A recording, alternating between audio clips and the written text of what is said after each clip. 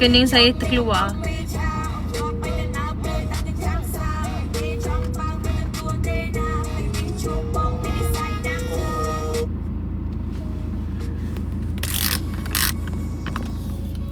Tak masuk office ke? Duduk pergi pun office saya. Minggu depan kot. Weh, tak boleh nak ni. Sekejap.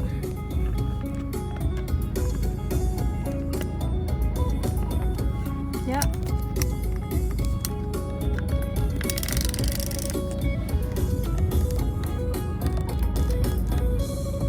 Saya dekat office lain. Office juga tapi office lain.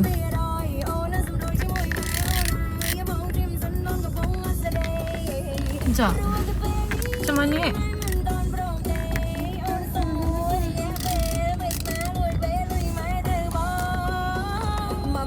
Oh, oh.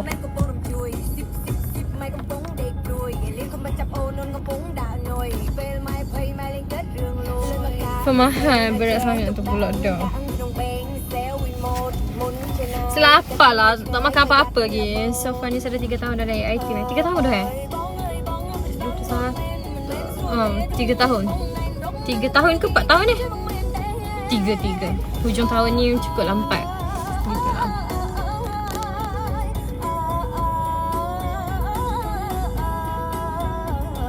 Saya dah cari lelaki untuk Nisa, nak tak pula dah. Apa awak yang cari? Patutnya saya lah yang cari.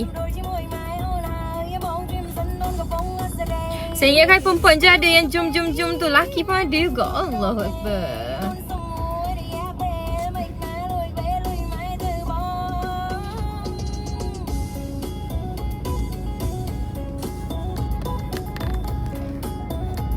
Ya Allah. Dia baru duduk. Lapar weh. Lama tak tengok Nisa live. Semalam baru live.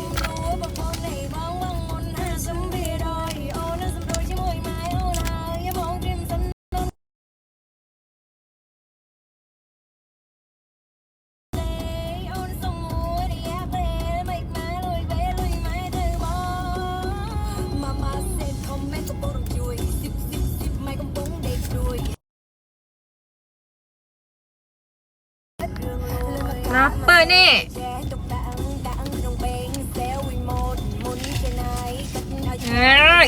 Buat live ni.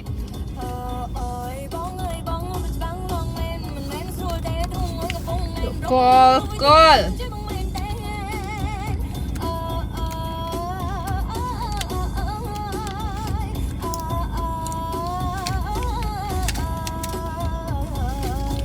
Dua-dua saya tak nak Aiman ke Mike ke.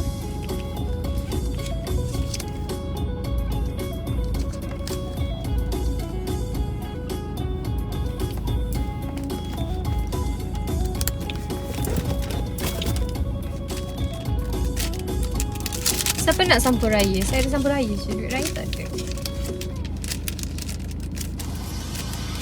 Nisa sekarang banyak job ke? Tipe video kat YT tak? Kalau YT tu banyak job ke? Kenapa kena tanya macam tu? Kalau kat YT tu saya kurang. Saya just letak memori je dalam YT.